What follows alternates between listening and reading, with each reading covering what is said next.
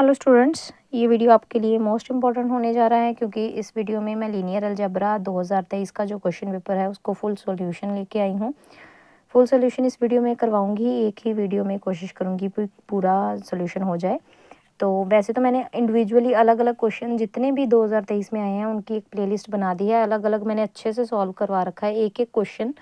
तो जो जो चैप्टर वाइज सॉल्व करवाया था वो जो जो 2023 में आए हैं उनको मैंने प्लेलिस्ट में अलग से ऐड कर दिया है। 2023 की प्लेलिस्ट है, आप उसको इंडिविजुअली जाके हर क्वेश्चन को देख सकते हैं अगर आपको इस वीडियो में वो समझ ना लगे, क्योंकि इस वीडियो में थोड़ी स्पीड में तेज़ रखूँगी क्योंकि पूरा क्वेश्चन पेपर कंप्लीट करवाना है। ठीक है, तो सबसे पहला जो क्वेश्चन हमारे पास आया है 2023 के क्वेश्चन पेपर में, वो सबसे पहला क्वेश्चन है W1 प्रूव करना है। W यूनियन दो सब स्पेसिस W1 W2 की अगेन सब स्पेस होगी अगर दोनों कंपेरेबल हैं। तो इसका मैंने अलग से सॉल्यूशन समझाया हुआ है।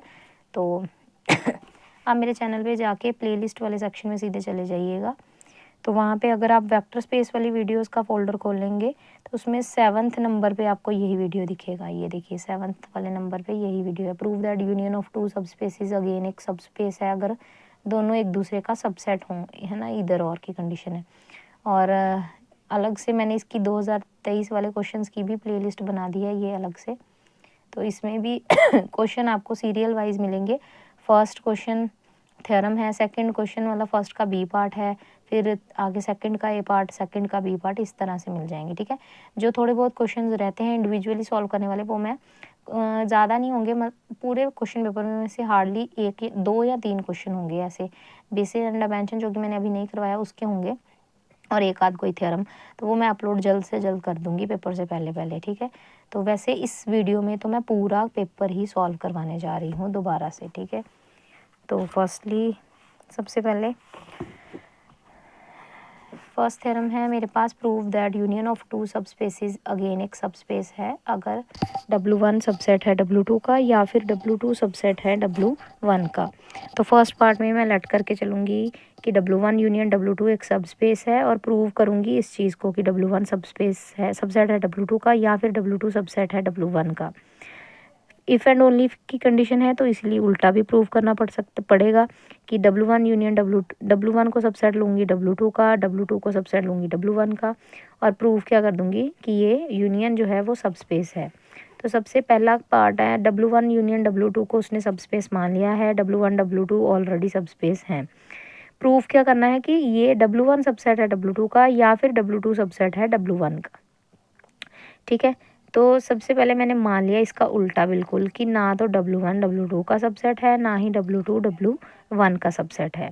अगर दोनों एक दूसरे के सबसेट नहीं है तो दोनों के एलिमेंट्स भी एक दूसरे में नहीं होंगे। तो x जो कि W1 में है वो W2 में नहीं होगा और y जो कि W2 में है वो W1 में नहीं होगा। तो इसी कंडीशन को याद रखना है। इसको फर्स्ट और सेकंड इक्वेशन नाम दे दिया मैंने। x बिलोंग कर रहा है W1 को तो यूनियन में तो पक्का आएगा, y बिलोंग कर रहा है W1 W2 को तो वो यूनियन में तो पक्का आएगा। अगर ये दोनों एलिमेंट्स यूनियन में हैं, देखो मैंने ये लाइन कट कर रखी है कि जो W1 यूनियन W2 का नाम उन्होंने W रखा है तो उसका कोई ज़रूरत है नहीं खास। तो एक्स वाई दोनों W1 यूनियन W2 के हैं और W1 यूनियन W2 सब स्पेस है ना, तो दोनों की एडिशन एलिमेंट्स की वो भी क्या होगी, यूनियन को बिलोंग करेगी। अगर दोनों की एडिशन यूनियन को बिलोंग करती है तो यहाँ तो ये x प्लस वाई W1 का एलिमेंट होगा या फिर x प्लस वाई W2 का एलिमेंट होगा। फर्स्ट केस अगर तो ये x प्लस वाई W1 का एलिमेंट हुआ तो हमें याद है कि x भी तो किसका एलिमेंट है, W का। तो दोनों की सब्ट्रैक्शन अगेन किसको बिलोंग करेगी, W1 को। क्यों, सब स्पेस की कंडीशन की दो एलिमेंट्स की subtraction will also belong to sub space. तो सब्ट्रैक्शन दोनों की करी, एक्स एक्स आपस में कट गया, y के बराबर आ गया। y बिलोंग कर रहा है किसको, W1 को, विच इज़ अ कंट्राडिक्शन। क्यों, क्योंकि y तो W2 का एलिमेंट था, वो W1 में क्या कर रहा है, वो तो बिलोंग कर नहीं सकता। उसके बाद सेकंड कंडीशन, अगर हो सकता है कि x प्लस वाई मेरा W1 में ना होके W2 में होता, तो W2 में होता तो फिर y भी तो W2 में है, तो दोनों की सब्ट्रैक्शन अगेन W2 में होनी चाहिए। तो सब्ट्रैक्शन करी, y कट गया, x belongs to W2। x अगर W2 को बिलोंग कर रहा है which is again a contradiction to first, क्योंकि x2 तो W1 का एलिमेंट है, x तो W1 का एलिमेंट है, तो ये W2 में हो ही नहीं सकता। तो इसीलिए x प्लस वाई बिलोंग नहीं कर रहा W2 को। अगर एक्स प्लस वाई W1 को बिलोंग नहीं कर रहा, एक्स प्लस वाई W2 को बिलोंग नहीं कर रहा, विच इज़ अ कंट्राडिक्शन। क्यों? क्योंकि एक्स प्लस वाई तो W1 W2 दोनों को बिलोंग नहीं कर रहा। ऐसा कैसे हो सकता है? क्यों? क्योंकि यूनियन को तो बिलोंग कर ही रहा है ना, तो दोनों में से किसी एक में से तो आना ही चाहिए। तो ऐसा कैसे हो सकता है कि यूनियन में है पर दोनों सेट्स में नहीं है? सेट में तो, यूनियन में तो तभी आएगा ना क्योंकि सेट में था, विच इज़ अ कंट्राडिक्शन। ये तो गलत बात है कि इसका मतलब W1 यूनियन W2, क्या वो मेरा सब स्पेस ही नहीं है? हमारी कंट्राडिक्शन आ रही है। किसकी वजह से कंट्राडिक्शन आ रही है? इस रीज़न की वजह से कि मैंने बोला था कि ना तो ये इसका सबसेट है ना ही ये इसका सबसेट है। ये कंट्राडिक्शन है, ये गलत, ये मैंने गलत सपोजिशन ले ली हुई है। तो प्रूव हो जाता है यहाँ से कि W1 सबसेट है W2 का, या फिर W2 सबसेट है W1 का। कन्वर्सली में मुझे उल्टा प्रूव करना है कि W1 सबसेट है, सॉरी, कन्वर्सली में मैं लेट करके चलूँगी कि W1 सबसेट है W2 का, W2 सबसेट है W1 का, और प्रूव क्या करना है? W1 union W2 is a सब स्पेस। पिछले पार्ट में ये चीज़ लेट की थी और ये प्रूव की थी, इसमें उल्टा है क्योंकि कन्वर्स है। तो सिंपल सी बात है, देखिए फर्स्ट केस, अगर तो W1 W2 का सबसेट हुआ तो यूनियन का आंसर क्या आएगा? बड़ा वाला सेट। अगर छोटे सेट के साथ बड़े सेट की यूनियन करवाओ तो आंसर बड़ा वाला सेट आता है। तो W1 is contained in W2, तो बड़ा सेट कौन हुआ? W2, तो यूनियन का आंसर W2 आएगा, विच इज़ अ सब स्पेस। W2 एक सब स्पेस है, right hand side is a सब स्पेस, तो left hand side W1 union W2 भी तो सब स्पेस होगी। और अगर W2 सबसेट है W1 का तो यूनियन का आंसर W1 आएगा। अगेन ये एक सब स्पेस है, तो दोनों ही कंडीशंस में यूनियन एक सब स्पेस बन रही है। तो W1 union W2 is a सब space of V over the field F। तो ये मेरा फर्स्ट क्वेश्चन यहाँ पे, फर्स्ट क्वेश्चन का फर्स्ट पार्ट यहाँ पे कंप्लीट हो जाता है। अब आते हैं फटाफट से सेकंड पार्ट पे। तो सेकंड पार्ट जो है मैंने इंडिविजुअली ये भी अपलोड कर रखा है कल का, 4 मिनट 29 सेकंड की वीडियो होगी, ये भी आपकी क्वेश्चन पेपर की सॉल्व प्लेलिस्ट में मिल जाएगी। तो ठीक है, उन्होंने बोला डिफाइन सबस्पेस। पहले तो ये सबस्पेस डिफाइन करो क्या होती है, उसके बाद चेक करो कि ये W जो है आपका सबस्पेस है। ठीक है, तो ये क्वेश्चन आपकी बुक में नहीं है, तो मैंने अलग से सॉल्व खुद किया था, तो इसका वीडियो अपलोड किया था। ठीक है, तो इस वीडियो में मैं आपको वो क्वेश्चन दोबारा से समझा देती हूँ कि W कोई भी सबस्पेस प्रूव करने के लिए आए, चाहे कोई भी स्टेटमेंट आ जाए, आपको चेक करने की कंडीशन वो ही सेम एक ही है, बस एलिमेंट कंसीडर करने आने चाहिए। ठीक है, तो मैं आपको दिखाती हूँ। तो देखिए सबसे पहले ऊपर सबस्पेस की डेफिनेशन, V अगर वेक्टर स्पेस है, W सबसेट है V का, then W is called subspace of V over the field F if and only if X और Y आएंगे W में से, अल्फ़ा बीटा आएंगे किस में से? फील्ड में से, और alpha X plus beta Y W को बिलोंग कर जाए, then W is called subspace. तो इसी डेफिनेशन का मैं यूज़ करके, अगर W itself is a vector space, W एक खुद में एक वेक्टर स्पेस हो तो W इज़ कॉल्ड सब स्पेस। ठीक है ना, तो ये होती है पुरानी डेफिनेशन इसकी। अब इसी का यूज़ करके उन्होंने एक क्वेश्चन डाला हुआ है। क्वेश्चन है फर्स्ट का B पार्ट, है ना। क्या बोला उन्होंने? कहता है पहले तो डिफाइन करो सब स्पेस, उसके बाद ABCD एलिमेंट, एक एलिमेंट है 4 टपल में, तो B plus C plus D अगर 0 के इक्वल है तभी ये सब स्पेस बना रहा है। ठीक है, प्रूव करो कि ये सब स्पेस बना रहा है। तो W में कोई एलिमेंट तभी जाएगा जब B plus C plus D करूँगी और 0 आ जाए। ठीक है, सबसे पहले मुझे क्या करना पड़ता है? 2 एलिमेंट लेने पड़ते हैं W में से, किसी को सब स्पेस प्रूव करना है। तो मैंने 2 एलिमेंट ले लिए, A1 B1 C1 D1, है ना, ये भी W का एलिमेंट। Y एक एलिमेंट लिया, A2 B2 C2 D2, 4 tuple में, ये भी W का एलिमेंट। X Y W का एलिमेंट, अल्फ़ा बीटा एक आएंगे, वो फील्ड के होंगे, है ना, F फील्ड के। अब ये X मेरा W को बिलोंग क्यों कर रहा है? क्योंकि B1 plus C1 plus D1 equals to 0 रहा होगा, और Y मेरा W को बिलोंग कर रहा है, इसका मतलब क्या होगा कि B2 plus C2 plus D2 क्या रहा होगा? 0। अब मुझे alpha X plus beta Y को W को बिलोंग करवाना है, तभी तो ये सब स्पेस बन पाएगा। अगर बिलोंग कर गई तो सब स्पेस है, नहीं है करी तो नहीं है। तो सबसे पहले मैंने अल्फ़ा इंटू एक्स किया, एक्स के साथ अल्फ़ा मल्टीप्लाई किया, जो y है उसके साथ बीटा मल्टीप्लाई किया, और बीच में साइन किसका डाल दिया? प्लस का साइन डाल दिया। ठीक है, अब दोनों को ऐड कर लिया, पहला पहले के साथ, दूसरा दूसरे के साथ, तीसरा तीसरे के साथ, चौथा चौथे के साथ, ऐड करके बीच में कॉमास डाल दिए। ध्यान से करना है इसको इसके साथ ऐड, सेकंड वाले को सेकंड वाले के साथ, थर्ड को थर्ड के साथ, फोर्थ को फोर्थ के साथ। ऐड करने के बाद इसको चेक करना था कि ये बिलोंग कर रहा है W को या नहीं कर रहा। तो मैंने क्या किया, इसका B यानी कि दूसरा एलिमेंट प्लस C मतलब तीसरा एलिमेंट प्लस D मतलब चौथा एलिमेंट, तीनों एलिमेंट्स को ऐड करके अल्फ़ा वाले अलग कर लिए और बीटा बीटा बीटा वाले, जिनके नीचे मैंने टिक लगाए हैं वो अल्फ़ा वाले अलग कर दिए, ऊपर टिक लगाए हैं वो बीटा बीटा बीटा वाले अलग कर दिए। जब अल्फ़ा को कॉमन बाहर निकाला तो अंदर बच गया B1 plus C1 plus D1, और जब बीटा को बाहर निकाला तो अंदर बच गया B2 plus C2 plus D2, और B1 plus C1 plus D1 already zero था और B2 plus C2 plus D2 already zero था। तो मैंने उठा के पुट कर दिया, दोनों को ऐड किया तो ज़ीरो आ रहा है। अगर दूसरे तीसरे चौथे एलिमेंट का सम जो है वो ज़ीरो है, इसका मतलब ये भी मेरा एलिमेंट किसको बिलोंग कर रहा है, W को। तो मतलब alpha X plus beta Y मेरा W को बिलोंग कर गया, इसका मतलब W इज़ अ सबस्पेस। इसके बाद नेक्स्ट क्वेश्चन है आपका सेकंड का जो ए पार्ट है वो है ये कि फाइंड द कंडीशन, उन्होंने बोला सेकंड का बी पार्ट, इसमें बोला है find condition on A B C so that the vector A B C जो है आर क्यूब को बिलोंग कर रहा है, जो आर क्यूब को बिलोंग कर रहा है, the space generated bye W1 V1 V2 V3, और ये कंडीशन पता करनी है। ठीक है, तो कंडीशन पता करनी है तो सबसे पहले तो ये इंडिपेंडेंट होने चाहिए थे, ये आपके क्वेश्चन बुक में नहीं है, तो अगर नहीं है तो इसका मतलब मुझे सॉल्व करना पड़ेगा। तो मैंने सॉल्व ऑलरेडी कर लिया है, तो मैं आपको कंडीशन बता देती हूँ। ठीक है, सबसे पहले क्योंकि सबसे पहला काम आपको क्या करना चाहिए था, डिटर्मिनेंट। सबसे पहले मैंने ये तीनों की तीनों जो रोज़ के एलिमेंट्स हैं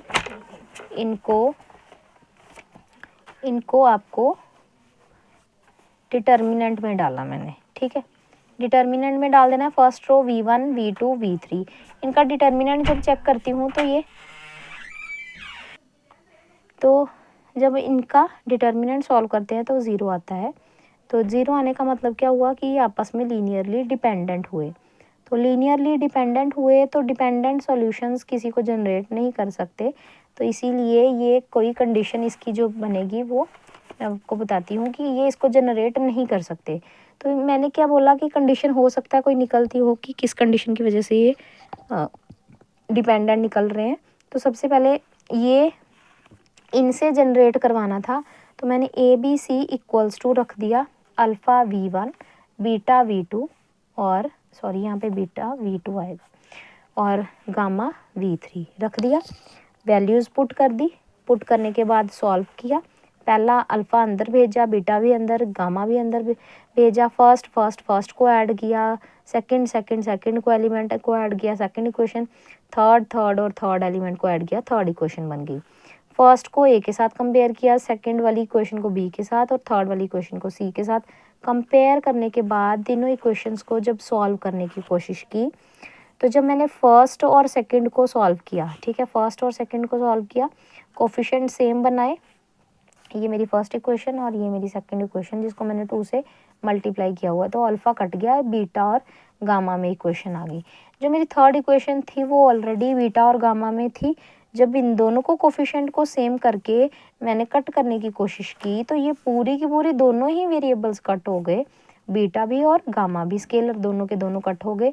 ये ऐड करने के बाद ये कुछ इस तरह से मेरे पास आ रही है 2a minus 4b minus 3c equals to 0। तो यही वो कंडीशन है जिसने मुझे क्या दिया है, find the condition A B C की सो दैट द वेक्टर्स जो हैं आर क्यूब के belongs to the space generated by V1 V2 V3। तो ये है वो कंडीशन। वैसे वो उसको जनरेट नहीं करेगा लेकिन ये चीज़ किसके इक्वल होगी, 0 के इक्वल। तो ये हो गया मेरा सेकंड क्वेश्चन का ए पार्ट। इसके बाद है सेकंड क्वेश्चन का बी पार्ट, है ना। तो यहाँ पे आप देख सकते हैं ये मैंने सेकंड क्वेश्चन का बी पार्ट भी अच्छे से थ्योरम करवाई हुई है, डायरेक्ट सम वाली थ्योरम है, नेसेसरी एंड सफिशिएंट कंडीशन, ये वाला बी पार्ट बोल रही हूँ, ये है ना सेकंड का बी।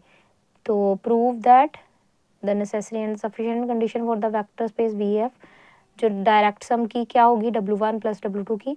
डायरेक्ट सम का मतलब होता है कि W1 प्लस W2 करूँ और वो रिप्रेजेंटेशन यूनिक हो, लेकिन हमने थ्योरम बना दी थी कि W1 प्लस W2 v के बराबर हो और दोनों की इंटरसेक्शन 0 के इक्वल हो, मतलब एक ही एलिमेंट हो उसमें कॉमन, दैट इज़ 0। तो ये थ्योरम मैं दोबारा करवा देती हूँ। तो ये वीडियो नंबर वेक्टर स्पेस में वीडियो नंबर, जो वेक्टर स्पेस की प्लेलिस्ट है ना उसमें आपको वीडियो नंबर 16 मिलेगी, ये वाली जिसकी मैं बात कर रही हूँ, सेकंड का जो बी पार्ट है वो। तो ये वाली नेसेसरी सफिशिएंट कंडीशन वाली है, 8 मिनट 52 सेकंड की वीडियो है पूरी नेसेसरी सफिशिएंट की। अगर आप इसको प्लेलिस्ट निकालेंगे 2023 वाली जो प्लेलिस्ट है उसमें ये इजीली आपको मिल जाएगी सामने ही, दूसरे तीसरे चौथे नंबर पे, ठीक है। तो ये क्वेश्चन भी अपलोड करूँगी, फिर ये चौथे नंबर पे आ जाएगी वीडियो, है ना। तो ये मैं वीडियो बता दी है मैंने आपको। तो अब मैं आपको समझा देती हूँ फिर से वीडियो, इसी वीडियो में थ्योरम को, ठीक है।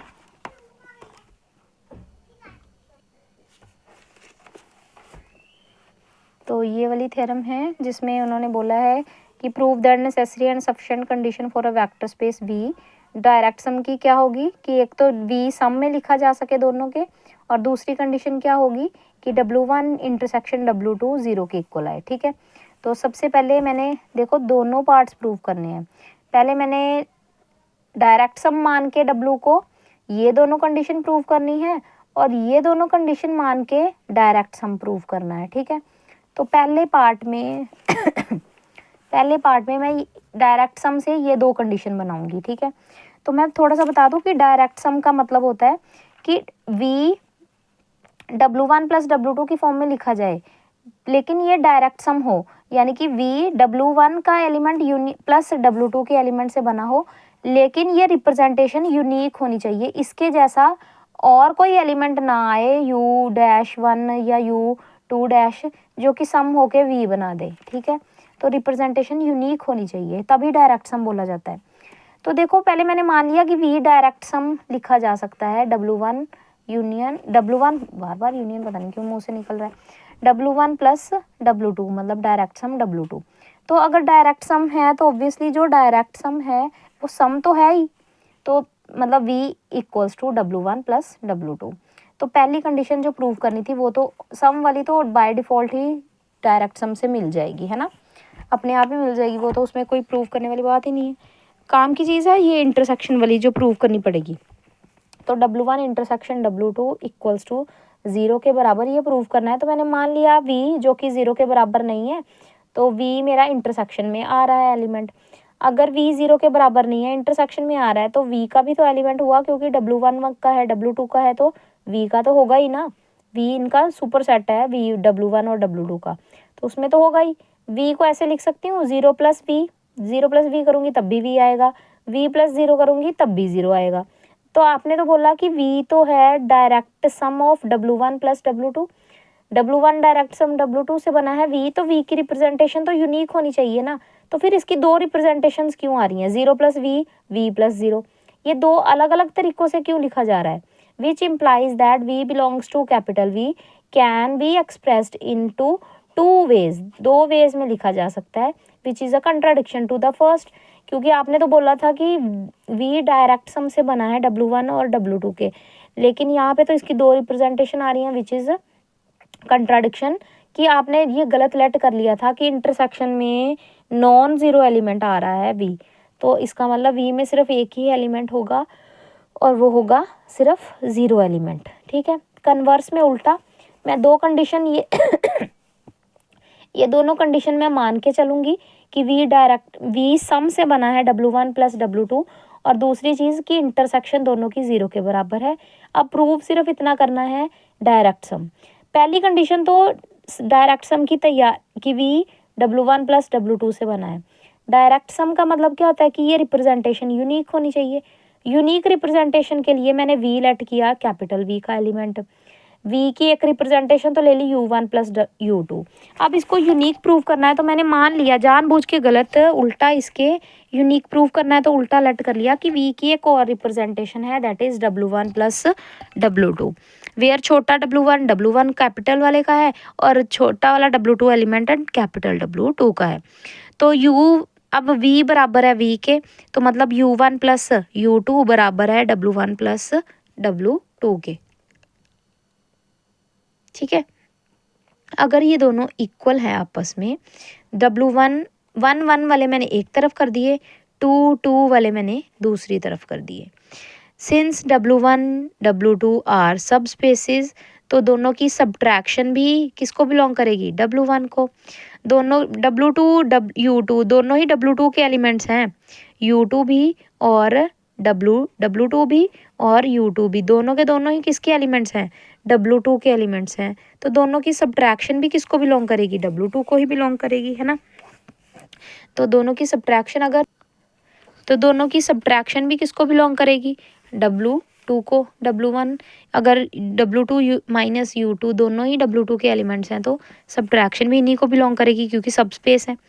अब W1 ये ही एलिमेंट आपस में बराबर हैं और ये एलिमेंट W1 का है, ये एलिमेंट W2 का है और दोनों हैं भी बराबर।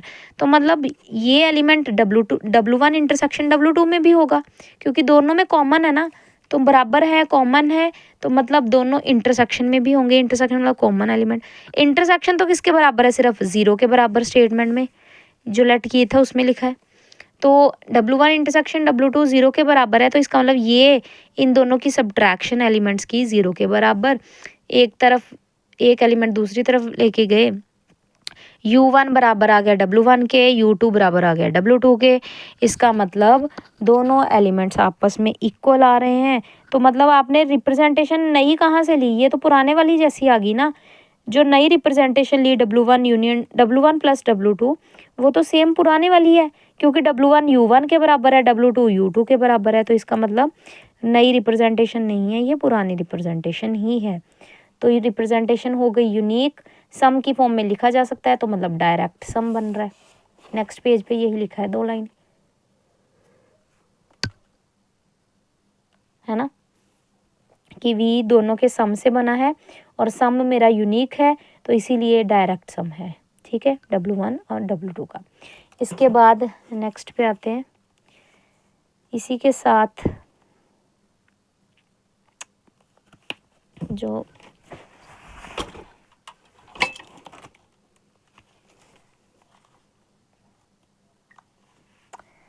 नेक्स्ट क्वेश्चन है हमारा, सेक्शन ए इसी के साथ खत्म हो जाता है हमारा। ठीक है, सेक्शन ए खत्म होने के बाद नेक्स्ट क्वेश्चन सेक्शन बी से है। Prove that every linear independent subset of a vector space V over the field F can be extended to basis of V। ठीक है, तो ये एक्सटेंशन थ्योरम है, मैं आपको दिखा देती हूँ। बेसिस एंड डायमेंशन जहाँ पे शुरू होता है तो इसकी एक मोस्ट इम्पॉर्टेंट थ्योरम है। तो काफ़ी बच्चे इसको स्किप कर देते हैं क्योंकि लेंथ थोड़ी ज़्यादा होती है इसकी, बस और कोई रीज़न नहीं है, लेकिन है थ्योरम इम्पोर्टेंट। ठीक है,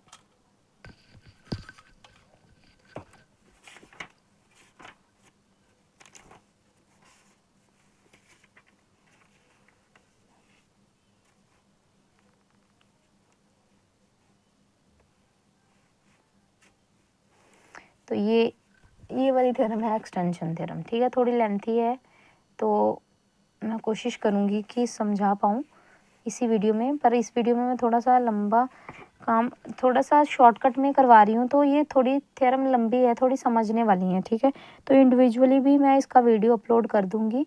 अगर कोई ज़्यादा इंटरेस्टेड है तो उस वीडियो में जाके देख सकता है, प्लेलिस्ट में मैं ऐड कर दूँगी। अभी तक तो नहीं करवाई, लेकिन ज़रूर आप जब तक देख रहे होंगे तो मैं ज़रूर करवा के उसमें अपलोड कर ही दूँगी। तो इस वीडियो में मैं बिल्कुल शॉर्ट में समझाऊँगी एक्सटेंशन थ्योरम। तो एक्सटेंशन थ्योरम क्या बोलती है कि हर linear independent set vector space V over the field F का, उसको एक्सटेंड करके मतलब बढ़ा के हम उसका बेसिस बना सकते हैं। ठीक है, तो मतलब जैसे कि इस तरह से है, S1 सेट है, vector space V over the field F set है, V over the field F एक वेक्टर स्पेस है, S1 एक सेट है जिसमें W1 से लेके WP तक एलिमेंट हैं जो कि लीनियरली इंडिपेंडेंट है। उन्होंने बोला prove that S1 is a basis, unless जब तक S1 बेसिस ना बन जाए तब तक मैं क्या करती रहूँगी, फाइंड करती रहूँगी ऐसे वेक्टर्स WP+1, WP+2, WP+R, इस तरह से नए नए एलिमेंट्स में वेक्टर्स ऐड करती रहूँगी, सच दैट जब तक ऐड करते रहूँगी तब तक ऐड करती रहूँगी जब तक क्या ना बन जाए, बेसिस ना बन जाए वेक्टर का। ठीक है, तो इस तरह से लीनियर इंडिपेंडेंट सेट में एलिमेंट्स ऐड कर करके मैं बेसिस बना सकती, इंक्लूड कर करके, ऐड मतलब इंक्लूड कर करके, ठीक है। तो सबसे पहले मैंने लेट कर लिया V मेरी फाइनाइट डायमेंशनल वेक्टर स्पेस है, तो B सेट ले लिया मैंने बेसिस का सेट। B बेसिस का सेट तो आएगा ही ना, कम से कम हर वेक्टर स्पेस का बेसिस एग्जिस्ट करता है। तो B सबसे पहले लीनियर इंडिपेंडेंट सेट है, स्पैन करता है V को, तो मतलब ये क्योंकि ये बेसिस का सेट है तो स्पैन तो करेगा ही और इंडिपेंडेंट भी होगा। S वो सेट है जिसको एक्सटेंड करना है बेसिस तक, ये बेसिस ऑलरेडी है n डायमेंशनल। S सेट वो जो कि इंडिपेंडेंट है, ठीक है। इसके बाद कंसीडर कर लिया मैंने एक S2 सेट, जिसमें मैंने वो पुराने वाले बेसिस जो कि ऑलरेडी बेसिस हैं V1 से लेके Vn तक के एलिमेंट्स, और जो S1 सेट था पूरा का पूरा W1 से लेके WP तक, ये टोटल इंक्लूड कर लिए, सारे के सारे इकट्ठे कर लिए, ठीक है। इकट्ठे करने के बाद ऐसा ही काम हम नल स्पेस वाले क्वेश्चंस या एक्सटेंशन ऑफ द बेसिस के जो क्वेश्चन है वैसे ही करते हैं कि स्टैंडर्ड वाले बेसिस उठाते हैं और जो गिवन होते हैं 2-3 एलिमेंट उनको इकट्ठा उठाते हैं और बाद में लग जाते हैं एक्लन फॉर्म बनाने ताकि उसका लीनियर इंडिपेंडेंट सेट मिल जाए, है ना। तो इंडिपेंडेंट के साथ और इंक्लूड कर लो बेसिस, तो फिर नल स्पेस में भी कर रहा था ना वो जो लीनियर ट्रांसफॉर्मेशन के नल स्पेस से ट्रांसफॉर्मेशन जनरेट करने वाले क्वेश्चन थे, तो उनमें भी एक्लन फॉर्म बना के हम सॉल्व करते। तो सेम कंसेप्ट यहाँ पे है। एक्लन फॉर्म बनाने का मतलब यहाँ पे एक्लन फॉर्म नहीं बनानी मुझे, यहाँ पे इंडिपेंडेंट एलिमेंट ढूंढना है, सेट ढूंढना है। तो ये मैंने पूरा का पूरा एक सेट बना लिया, S2 सेट। सबसे पहले मैंने WJ ढूंढा, इसमें से WJ S1 का एलिमेंट, अगर WJ S1 का एलिमेंट है तो ऑब्वियसली WJ मेरा V का एलिमेंट भी होगा। अगर WJ मेरा V का एलिमेंट है तो J मेरा 1 से लेके P के बीच में कुछ भी हो सकता है, इतना पता है क्योंकि W है ही 1 से P तक। Vj can be expressed as linear combination of the elements of B। B basis है तो WJ को हम क्या कर सकते हैं, एक्सप्रेस कर सकते हैं, क्योंकि मैंने बोला था ना V linear span of B से बना है, तो मतलब V का एलिमेंट लीनियर कॉम्बिनेशन में लिखा जा सकता है B बेसिस के, है ना। तो लिख दिया Vj, समेशन डाल के साथ में स्केलर्स लिखे Aij, साथ में वो वेक्टर का एलिमेंट डाल दिया Vi, B बेसिस वाले एलिमेंट का, है ना, सेट का। तो मैंने एक और रैंडम एलिमेंट कंसीडर किया स्मॉल v। स्मॉल v मेरा बेसिस से बना होगा पक्का, और इसमें बेसिस के एलिमेंट मतलब Vi's, साथ में स्केलर हर बार अलग होंगे तो Bij। अब इस v में मैंने जानबूझ के Vi's के और Wi's के एलिमेंट, Wj के एलिमेंट्स ऐड करवाने थे, तो मैंने 0 इंटू WJ's करके लिख सकती हूँ और साथ में समेशन डाल के J वेरी कर रहा है 1 से P तक, क्योंकि W की वैल्यू 1 से P तक है। तो V can be expressed as linear combination किसका, S2 के एलिमेंट्स का, तो मतलब WJ's और Vi's भी तो कंटेन्ड है, तो मतलब S2 का कॉम्बिनेशन बन रहा है। तो V मेरा लीनियर स्पैन ऑफ S2 से बना है, तो V is subset of linear span of S2। अब लीनियर स्पैन ऑफ S2 तो ऑलवेज V का सबसेट होगा, तो मतलब V बराबर है लीनियर स्पैन ऑफ S2 के। लीनियर स्पैन तो कर रहा है, अगर ये इंडिपेंडेंट हुआ तो यही बेसिस बन जाता। WJ जो कि WT, जहाँ पे J और T बराबर ना हो उस सेट को अलग कर दिया, बाकी सारे एलिमेंट्स का सेट एक तरफ कर दिया, ठीक है, समीशन एक तरफ कर दिया। 1 एलिमेंट WJ, एक एलिमेंट जो WJ है S2 का, एक्सप्रेस किया जा सकता है linear combination of the remaining elements, है ना। तो रिमेनिंग एलिमेंट्स में लिखा जा सकता है अगर, तो S2 मेरा S2 is the linear dependent set, S2 मेरा लीनियरली डिपेंडेंट सेट बन जाएगा। क्यों, अगर एक एलिमेंट बाकियों के कॉम्बिनेशन में लिखा जा सकता है तो वो मेरा सेट क्या बन जाएगा, पक्का का लीनियरली डिपेंडेंट, है ना। लीनियरली डिपेंडेंट का मतलब ही यही होता है कि जो V1, V2, V3 अगर इनमें से एक भी एलिमेंट बाकी दो के कॉम्बिनेशन में लिखा जा सके, मतलब मान लो V2 बराबर है A1 V1 plus A2 V3, तो अगर इस तरह से लिखा जाए तो मतलब ये डिपेंडेंट है, तो यही डिपेंडेंट है। तो इसी तरह से WJ अगर VT's और VI's के कॉम्बिनेशन से बन रहा है तो मतलब WJ मेरा डिपेंडेंट है किस पे, इन दो एलिमेंट्स पे, मतलब S2 पे। फिर इसके बाद प्रीवियस थ्योरम लगी है हमारे पास, ठीक है। अगर कहता, आपने ऐसे नहीं लिखना थ्योरम का, आपने सिर्फ इसका रीज़न देना है। One vector S2 is linear combination of the preceding elements. अगर एक एलिमेंट S2 का बाकी रिमेनिंग एलिमेंट्स के कॉम्बिनेशन में लिखा जा सकता है, देन वो सेट क्या हो जाएगा, मेरा डिपेंडेंट तो है ही।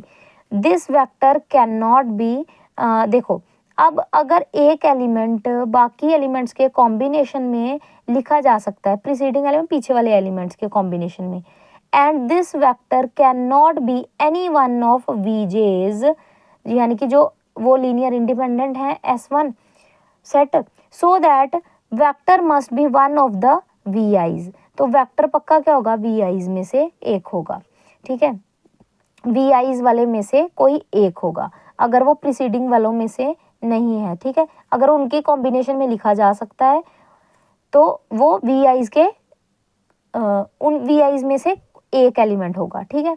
अब VK किसको बिलोंग कर रहा है, बेसिस वाले सेट को, तो VK को भी मैंने कॉम्बिनेशन में लिख दिया, कहाँ से कहाँ तक, W वाले पूरे 1 से लेके P तक, ये भी पूरे 1 से लेके कहाँ तक, लेकिन K से पीछे पीछे प्रीसीडिंग एलिमेंट्स K-1 तक, ठीक है।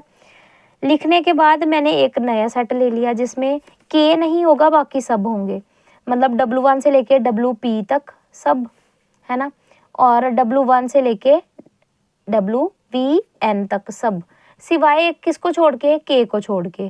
तो इसका मतलब क्लियरली कहता है S3 is subset of S2। क्यों, क्योंकि S2 में तो VK भी इंक्लूडेड था, लेकिन S3 में VK इंक्लूडेड नहीं है। तो लीनियर स्पैन ऑफ S3 छोटी है, लीनियर स्पैन ऑफ S2 बड़ी है। लीनियर स्पैन ऑफ S2 तो V के बराबर थी, इसीलिए linear span of S3 also belongs to V।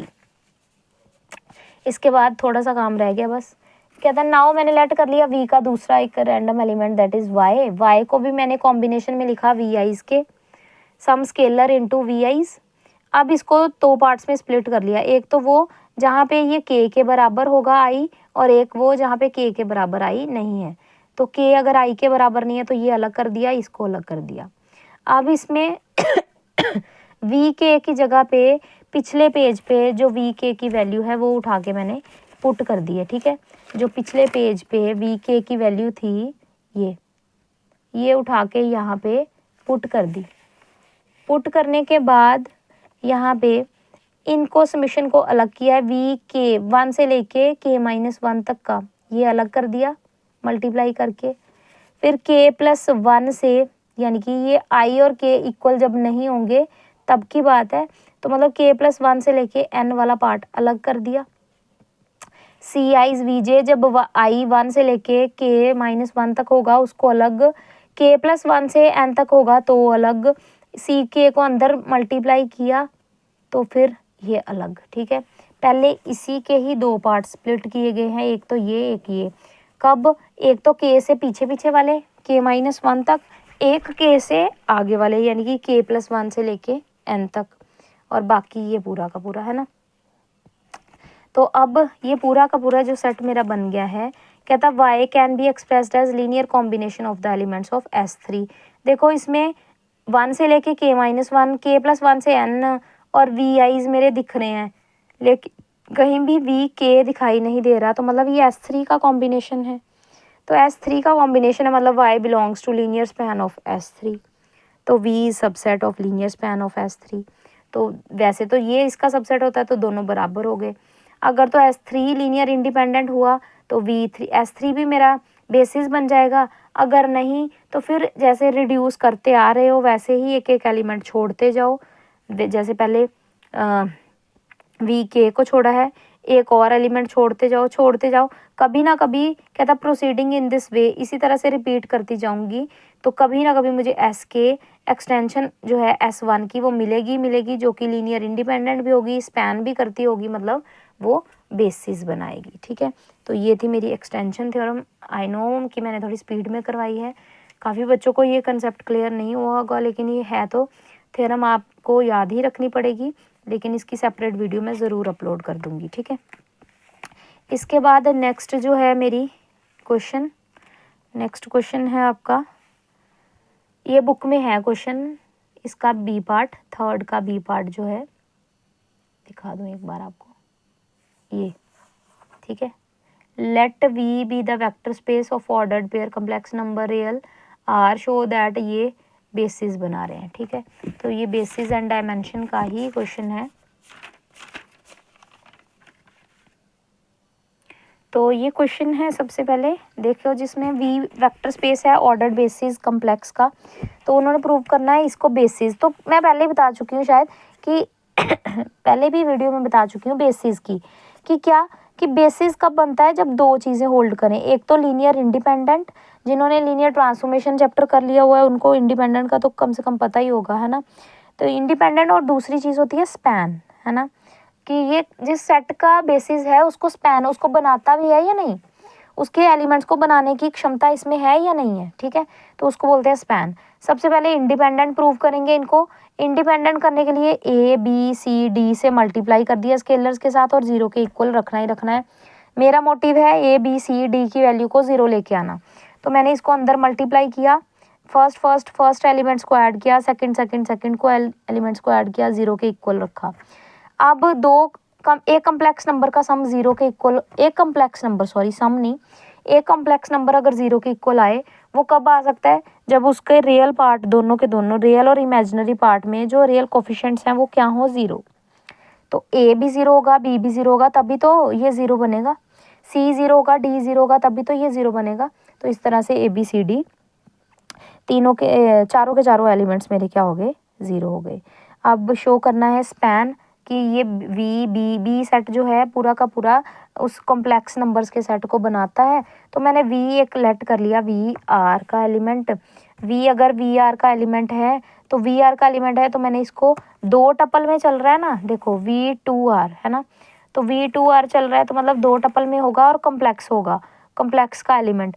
तो इधर भी कॉम्प्लेक्स और इधर भी है, तो ये 2 टपल में, लेकिन दोनों टपल ही क्या होंगी, कॉम्प्लेक्स होंगी। तो इसको स्प्लिट करके मैं ऐसे लिख सकती हूँ, alpha 1 0 plus beta iota 0 plus gamma 0 1 plus delta 0 iota. अगर इनको आप ऐड करोगे तो यही दोनों बनेंगे, ठीक है। इसको तोड़ के अलग अलग करके लिखा है, ठीक है। थोड़ा सा ये अलग है, स्पैन करना यहाँ पे ज़्यादा इजीली सिखाया हुआ, जबकि हम स्पैन में अल्फ़ा बीटा गामास निकालते थे अलग से, फिर स्पैन करते थे। स्पैन यानी कि वी एक्सप्रेस किया जा सकता है एलिमेंट के कॉम्बिनेशंस में, किसके एलिमेंट्स के कॉम्बिनेशन में, बी के एलिमेंट्स के। तो इसका मतलब वी बी एल बी से जनरेटेड है, तो मतलब एल बी को बिलोंग करेगा। V R is subset of L B is subset of V R होता है जनरली, दोनों बराबर है। लीनियर स्पैन हो गया, इंडिपेंडेंट हो गया, क्वेश्चन खत्म हो गया, ठीक है। इसके बाद नेक्स्ट क्वेश्चन बहुत इजी आपका है, सॉल्व ये बुक में है। लीनियर क्या था, बेसिस एंड डायमेंशन क्या था, बेसिस एंड डायमेंशन और सॉल्यूशन पता करने हैं, लीनियर इक्वेशंस दी हुई हैं आपको। तो ये बुक का क्वेश्चन है, नेक्स्ट भी बुक का क्वेश्चन है, इसको इंडिविजुअली मैंने अपलोड कर रखा है नीचे वाले को, तो ठीक है, और प्लेलिस्ट में भी है।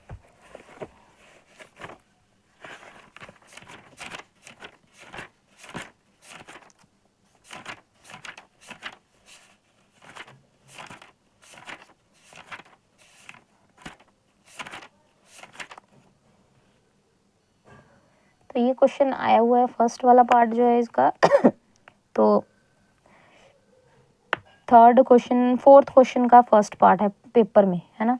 पेपर में ये सेक्शन बी का जो सेकंड क्वेश्चन होता है, मतलब 4th नंबर पे, उसका ये फर्स्ट पार्ट है, तो वेरी इंपॉर्टेंट है। उन्होंने बोला बेसिस और सॉल्यूशन पता करो। तो सिंपल है, जब भी आपको एक्स वाई जेड एस और टी में दिया है तो इसको पहले आपने जैसे +2 क्लास में ए अलग करते थे, एक्स अलग और बी अलग करते थे, तो बिल्कुल उसी तरह से ए मतलब इसके कोफिशिएंट्स जितने भी हैं उनको मैट्रिक्स में लिखा, एक्स मतलब जो वेरिएबल्स हैं उनको इस तरह से कॉलम फॉर्म में लिखेंगे, कॉलम मैट्रिक्स में, तो X Y Z S T, और दूसरी साइड तो 0 0 है तो 0 0 लिख दिया, ठीक है। अब इसको एक्लन फॉर्म में बनाना है। आई नो एक्लन फॉर्म जो बीएससी में फर्स्ट ईयर में बच्चे बिल्कुल अच्छे से नहीं समझते, तो मैं अब समझा दूँ उनको। एक्लन फॉर्म का मतलब है फर्स्ट रो का लीडिंग एलिमेंट अगर फर्स्ट पोजीशन पे होना चाहिए, लीडिंग एलिमेंट मतलब नॉन जीरो एलिमेंट, चाहे वो कोई भी हो, 1 2 3 -1 -2 जो भी हो। तो फर्स्ट रो का लीडिंग एलिमेंट फर्स्ट पोजीशन पे है तो नीचे वाले दोनों क्या आने चाहिए, 0। तो मेरा मोटिव है इन दोनों को पहले 0 करना है, तो किसका यूज़ करूँगी, रो 1 का ही यूज़ करूँगी। तो रो 1 में से अगर रो 2 में से रो 1 माइनस कर दूं और रो 3 में से 3 टाइम्स रो 1 माइनस कर दूं तो ये एलिमेंट्स 0 बन जाएंगे। ये एलिमेंट 0 बनाने थे, ये अपने आप बन गए, इसमें हमने कुछ नहीं किया, ये तो ऑलरेडी 0 बन रहे हैं, तो बन गए तो ठीक है। अब इसके बाद फर्स्ट रो का लीडिंग एलिमेंट फर्स्ट पोजीशन पे, सेकंड रो का लीडिंग एलिमेंट थर्ड पोजीशन पे। इस एलिमेंट के नीचे कोई और जीरो, कोई और नॉन जीरो एलिमेंट नहीं होना चाहिए, तो मैंने इसको रिमूव करना है। तो इसको रिमूव करने के लिए मैंने R2 का सहारा लेना है। R2 को 2 से मल्टीप्लाई कर दूंगी, सब्ट्रैक्ट कर दूंगी तो ये 0 बन जाएगा। ये पेट ऑपरेशंस हैं, बिल्कुल सेम जैसे लगते हैं। एलिमेंट पे फोकस करना है, नीचे वाला 0 बनाना है बस। तो रो उसी का यूज़ करना है जिसके नीचे वाला 0 बनाना है। बनाने के बाद ये एक्लन फॉर्म बन गई। अब एक्लन फॉर्म बनने के बाद इसको again X Y Z S T, जैसे जैसे कॉरस्पॉन्डिंग ये जिस वेरिएबल के हैं वैसे वैसे इनको मल्टीप्लाई कर दिया है। अगेन पहली वाली देखो, इसमें बनाना कैसे है, एक्स वाई सॉल्यूशन कैसे बनेगा और बेसिस कैसे बनेंगे। एक्स वाई एस और टी है ना, और इसमें है जेड एस टी। कौन से दो वेरिएबल हैं जो एक दूसरे की इक्वेशन में नहीं है? इसमें से एक्स जो कि इसमें है लेकिन इसमें नहीं है, और इसमें z जो कि इसमें तो है लेकिन ऊपर नहीं है। तो इन दोनों वेरिएबल्स की ही वैल्यू निकालनी मैंने, बाकी सब दूसरी साइड भेज दिया। ये दोनों डिपेंडेंट वेरिएबल्स हैं y s और t पे, जबकि ये जो y s t है ये इंडिपेंडेंट वेरिएबल्स हैं। तो सबसे पहले मैंने सॉल्यूशन सेट में लिखा x y z s t जो कि ऑलरेडी हैं। x की जगह पे देखो, ध्यान से देखना है, इन दोनों को देखना है बस आपने। x की इक्वेशन भी है, y की भी है, x की है, z की है, y की नहीं है, y का मतलब है y, z की है, s की नहीं है तो s का मतलब s है, t की नहीं है तो t का मतलब t है। ठीक है, x का सॉल्यूशन, x की वैल्यू किसमें, y s और t में है, y s और सिर्फ t में है, 3 वेरिएबल पे डिपेंडेंट है। तो y का कोफिशिएंट -2, s का कोफिशिएंट x में 5 और t का कोफिशिएंट x में -7। y का कोफिशिएंट यहाँ पे कहीं नहीं है तो y के बराबर है, y का कोफिशिएंट y में तो 1 होगा, s और t 0 होंगे। z का कोफिशिएंट 0 y में और s के साथ -2 और t के साथ अगेन 2। s इसमें कहीं नहीं है तो s के बराबर है, तो मतलब s में 1 होगा, बाकी दोनों जगह 0। t यहाँ कहीं नहीं है तो मतलब वैल्यू नहीं फाइंड की, तो t का मतलब भी सिंपल t होगा, तो मतलब 0 0 1 आ जाएगा, t की पोजीशन पे 1। तो ये 3 मेरे एलिमेंट्स जो हैं ये मेरे सॉल्यूशन के सेट हैं और यही बेसिस है। इनकी डायमेंशन मेरी कितनी होगी, 3 होगी। 5 अननोन्स में से 2 रोज जो हैं वो मेरी एक्लन फॉर्म, 2 नॉन ज़ीरो रोज आ रही हैं एक्लन फॉर्म में। हाँ जी, पिछले पेज पे 2 नॉन ज़ीरो रोज आई थी। There are 3 variable y s t जो कि इंडिपेंडेंट होंगे, दोनों को सब्ट्रैक्ट कर लो तो इंडिपेंडेंट आ जाते हैं। बेसिस सोल्यूशन सेट क्या आएगा, ये वाला, यानी कि ये जो पिछले ये वाली एलिमेंट्स हैं इनको एलिमेंट की फॉर्म में, टपल की फॉर्म में डाल के ये मेरा सॉल्यूशन सेट बन गया। तो ये क्वेश्चन प्रीवियस ईयर में आया हुआ है। ठीक है, इसके बाद है एक्सटेंड करो 1 1 1 1 को 1 2 1 2 को बेसिस में एक्सटेंड करना है, मतलब एक्सटेंशन। तो इसका मैंने सेपरेट कल ही वीडियो अपलोड किया है एक्सटेंशन का। पहले तो एक्लन फॉर्म के और एलिमेंट्स, एक्लन फॉर्म बनाओ, एक्स्ट्रा एलिमेंट्स और इंक्लूड करके बताती हूँ। ये रहा। तो सबसे पहले उन्होंने बोला बी सेट मैंने ले लिया जिसमें 1 1 1 1 1 2 1 2 एलिमेंट हैं, इसको एक्सटेंड करना है। तो मैंने बोला ना R4 का है तो एक्सटेंशन थ्योरम की तरह ही बिल्कुल 2 ये और R4 है तो 4 जो यूजुअल वाले, मतलब 1 0 0 0 0 1 0 0 और बाकी के 2 तीसरी और चौथी पोजीशन पे 1। इन टोटल मिला के चारों के चारों, 4 ये और 2 वो, 6 एलिमेंट्स को मैट्रिक्स की फॉर्म में लिख देना है। उसके बाद बनानी है एक्लन फॉर्म। एक्लन फॉर्म मतलब फर्स्ट रो का लीडिंग एलिमेंट पहली पोजीशन पे है तो इसके दोनों नीचे वाले क्या होने चाहिए, जितने भी नीचे वाले एलिमेंट्स हैं वो 0 होने चाहिए। तो पहले इन दोनों पे फोकस किया, फर्स्ट रो का यूज़ करके इन दोनों को 0 बनाना है। R2 - R1 R3 - R1 करने के बाद जो लीडिंग एलिमेंट है सेकंड रो का वो सेकंड पोजीशन पे है, तो इसके नीचे वाले दोनों 0 होने चाहिए, जितने भी हैं वो 0 होने चाहिए। तो 2 ही हैं नॉन ज़ीरो, इनको 0 बनाना है। तो R2 का ही यूज़ करूँगी इसमें, तो R3 प्लस R1 और R4 minus R2, sorry R3 plus R2 और R4 माइनस R2, ठीक है। करने के बाद ये दोनों ज़ीरो बन जाएंगे, जिसको मैंने मार्क किया हुआ है, ज़ीरो बनेंगे। फिर आते हैं फर्स्ट जगह पे, सेकंड का सेकंड पे, थर्ड का थर्ड जगह पे।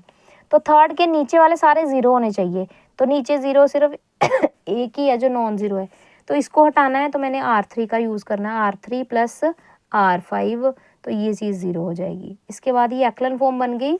यही मेरा इंडिपेंडेंट सोल्यूशन है, जो नॉन ज़ीरो रोज आई हैं, यही मेरा एक्सटेंडेड बेसिस हैं R4 के, ठीक है।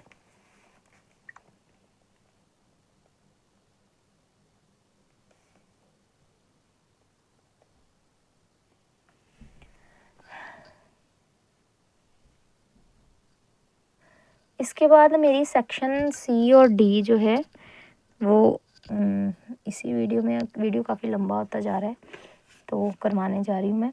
वैसे तो इस सेक्शन सी तो मैंने फुल पहले ही करवा रखा है और इतने अच्छे से समझाया हुआ है section C, section D. Section C फटाफट से देखते हैं। सेक्शन सी का क्वेश्चन भी बुक में ही है।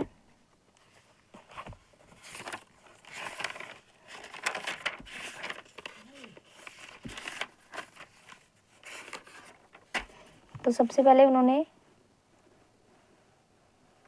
ये एलिमेंट, ये फर्स्ट वाला, उन्होंने बोला लीनियर ट्रांसफॉर्मेशन पता करो अगर स्पैन आपको दे रखी है, रेंज स्पैन। देखो ध्यान से देखो, R3 से R4 है, तो R3 रेंज स्पैन है इससे, तो मतलब ये रेंज वाली साइड के एलिमेंट्स हैं, R4 वाली साइड के। R4 के हैं तो मतलब दो दे रखे हैं, ठीक है, दो दे रखे हैं। R3 के कॉरस्पॉन्डिंग इमेज ये होगी, तो R3 मतलब E1 E2 E3, E1 E2 E3। E1 को जब मैंने ट्रांसफॉर्मेशन में पुट करना है तब जाके मुझे ये मिला होगा रेंज। E2 को जब मैंने ट्रांसफॉर्मेशन में पुट किया होगा तब जाके ये मिला होगा। E3 को पुट किया होगा तो क्या मिला होगा, ये तो दिया ही नहीं, सिर्फ दो ही तो दिए हैं, तो तीसरा मैंने रख लिया 0 0 0 0।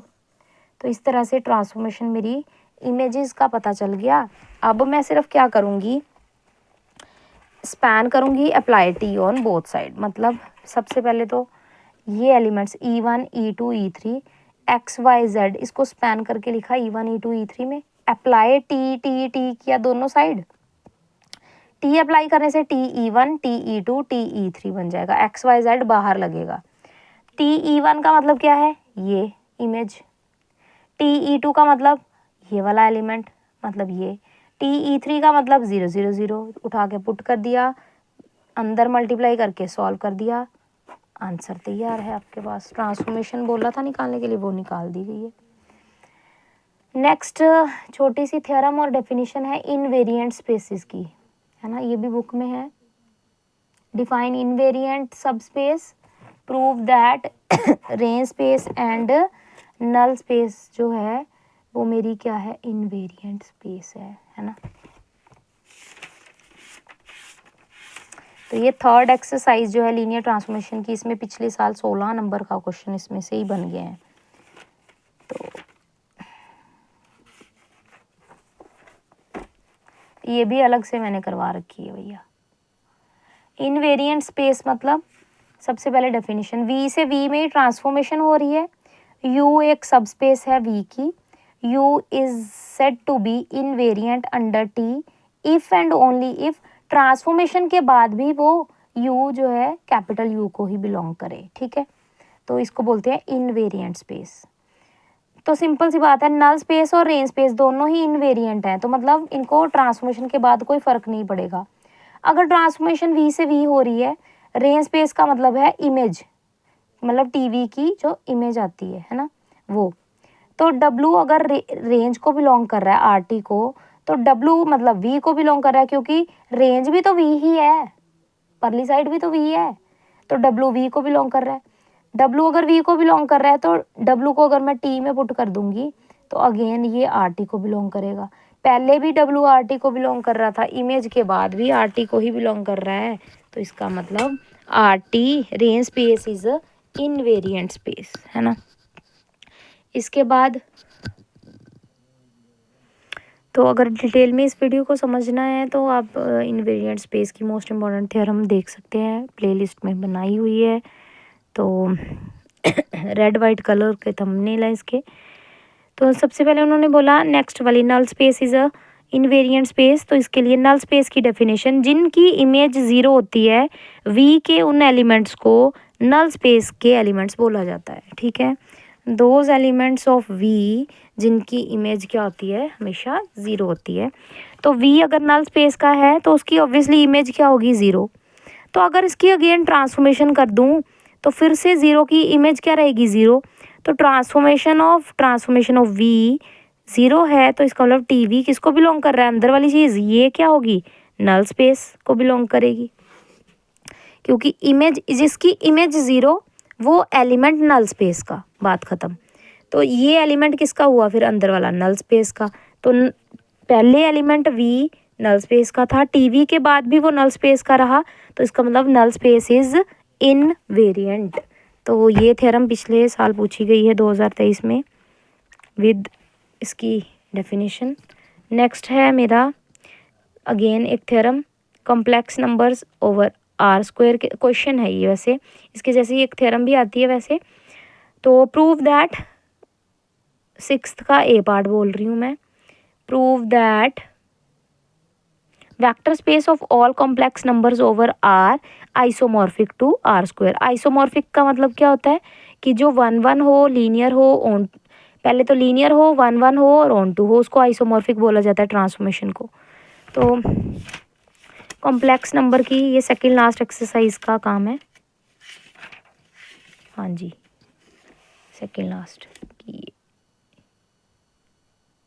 ठीक है, क्या बोला उन्होंने, कहता prove that the vector space of all complex numbers over the R is isomorphic to R square. तो कॉम्प्लेक्स को आर स्क्वायर के साथ, तो इसकी तो मैपिंग डिफाइन होगी तो सब कुछ हो गया। एक कॉम्प्लेक्स नंबर है, आप खुद दिमाग लगाओ, एक है आपके पास complex number x plus iota y, इसको आपको रियल आर स्क्वायर के साथ अटैच करना, मतलब x कॉमा किसी दो टपल के एलिमेंट के साथ अटैच करना है रियल। तो इसमें रियल कॉम्प्लेक्स में दो ही एलिमेंट यही हैं, तो इसी को एक्स वाई। तो मतलब अगर एक complex number a plus iota Y है, a प्लस आयोटा b है, इसकी ट्रांसफॉर्मेशन हो गई तो ये ए बी बन जाएगा। बस इतना याद रखना है कि ये मैंने कॉम्प्लेक्स नंबर को आर स्क्वायर के साथ ज्वाइन कर दिया।